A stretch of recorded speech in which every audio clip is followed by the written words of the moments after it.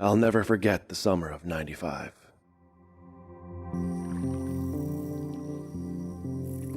I was 13 that year.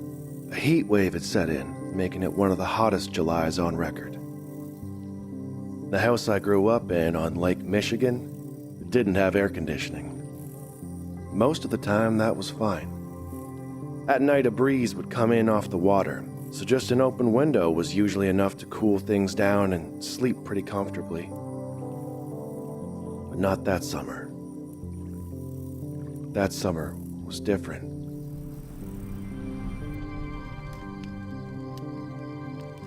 Some of my friends and I had taken to camping outside to try and escape the heat. Jordy Baker, Augie McLean, and me. I don't know if it really made all that much difference. I think maybe we just liked being together. That made it easier to get through. I can't remember the first day I met Jordy. We lived on the same street in our small town and we did everything together. He was my best friend. It felt like it had always been that way. Augie was a quiet kid back then, but you wouldn't know it when we were alone. So much so that his big mouth got us kicked out of my backyard. Dad had to be up at 5 for work, and he didn't exactly appreciate Augie's high-pitched laugh the same way Jordy and I did.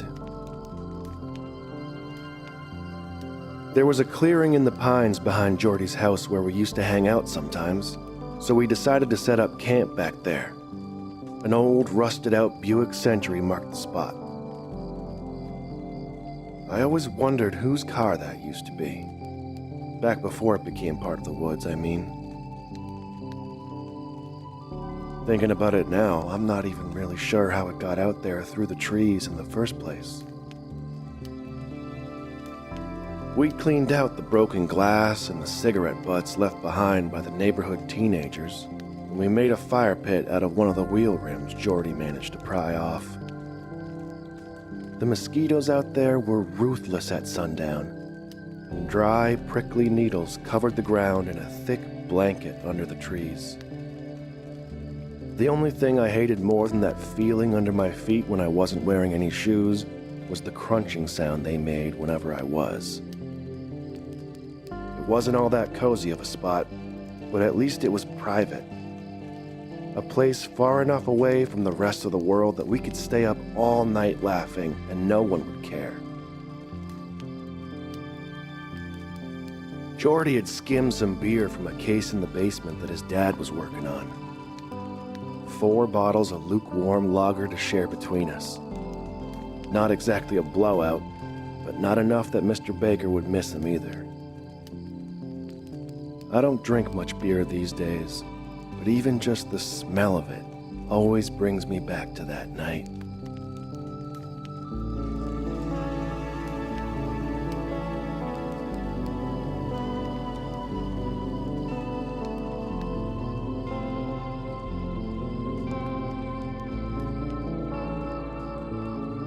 The hours slipped past as we stoked the fire, talking about nothing in particular.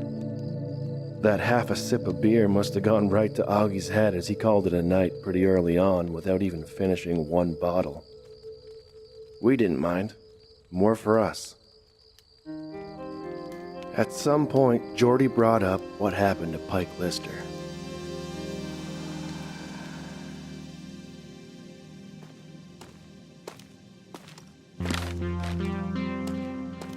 Pike was 2 grades ahead of me in school, and he'd probably failed a couple on top of that. He was big, and everybody was scared of him. On a Friday, that past November, Pike left school after his usual extra hour of detention to walk home. And that was the last time anybody saw him. The search lasted for weeks. They never found anything. Some people said he just took off, ran away from home. Others thought he might have drowned in the lake accidentally. Not Jordy, though. I listened quietly as he laid it all out. how his dad said it wasn't the first time something like this had happened around here. How back in the 70s, 4 people disappeared without a trace, and how around that same time, locals had started seeing something in the woods that wrapped around our town. Pale creatures with large eyes and long limbs creeped around on all 4s. The pine creepers. That's what we called them anyway. Jordy figured that's what happened to Pike. The pine creepers must have got him. I laughed him off and eagerly changed the subject. We ended up burning a couple more sticks before letting the fire die and heading to bed. One of us could take the back of the Buick, and the other had to sleep in the tent with Augie. To call it a 2-man tent was being generous. I offered to bite the bullet, or at least that's what I let Jordy think. I'd never admit it at the time, but the truth is, all that talk about the creepers had me a little scared. Augie's snoring and spooning seemed like a fair price to pay if I didn't have to be alone outside. After all, if they could take Pike Lister, what chance did any of us have?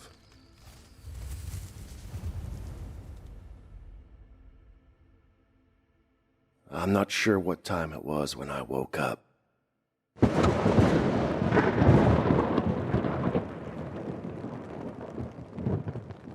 It was still dark out, and I could hear rain coming down outside. For the first few minutes, I just laid there, listening to the steady sound of the drops against the tent. It wasn't long before I realized that beer had gone right through me, and I wasn't going to be able to hold it. I fumbled around until I found the lantern, and I made my way outside.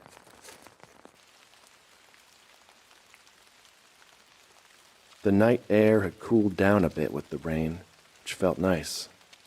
The whole sky was clouded over, blocking out any light from the moon or the stars. My eyes finally started adjusting to the dark. That was when I noticed it. Something catching the light just beyond the edge of the clearing. A dim, reflective shine that flickered as I moved the lantern.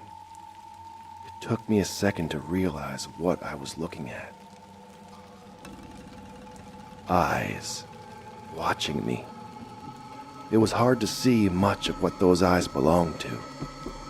I knew what they were. Pine creepers.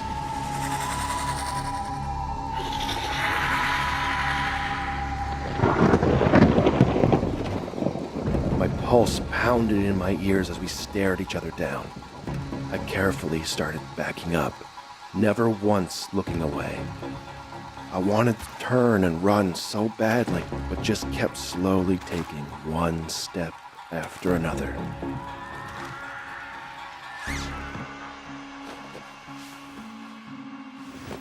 I got back into the tent as quickly as I could without making much noise. Maybe if I was quiet enough, those things would move along. I thought about waking Augie, but didn't want him to freak out and draw attention to us. Seconds passed. Nothing. The rustling of the trees and the calm drone of the rain. Just as I started to think that maybe I'd overreacted, maybe my mind could be playing tricks on me, it started. That familiar, awful sound. The crunch of those needles.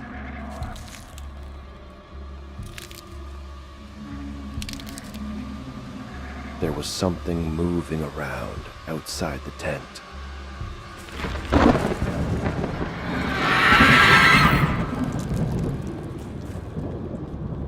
I did my best to hold my breath.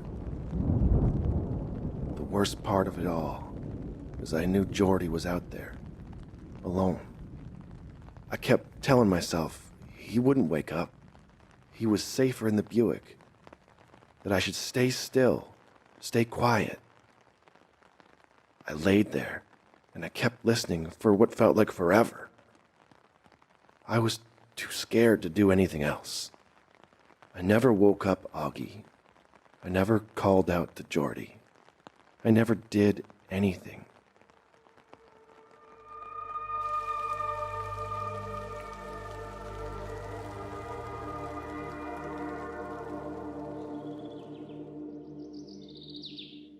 The hours passed, and I must have fallen asleep for a few minutes because the next thing I knew, the birds had suddenly started chirping, and even from inside the tent, I could tell it was getting light out. I gathered any bit of courage I had, threw the sleeping bag off, and gave Augie a shove. I climbed out of the tent first, but he wasn't far behind me. Part of me believed that the pine creepers were still out there, just waiting for me to slip up. When I saw the Buick, I got this awful feeling in the pit of my stomach. It was empty. Jordy was just gone. On the way back to his house, I kept telling myself, we'll find him there. He just got up early and he wanted the comfort of his own bed. He wasn't there. We waited around all day, but he never came home. By the evening, our whole town was in a frenzy looking for him. I never told anybody about what I saw that night. Not even Augie. Nobody would believe me anyway. I've played it over and over in my head. I'll never forget the summer of '95. That was the year Jordy Baker went missing.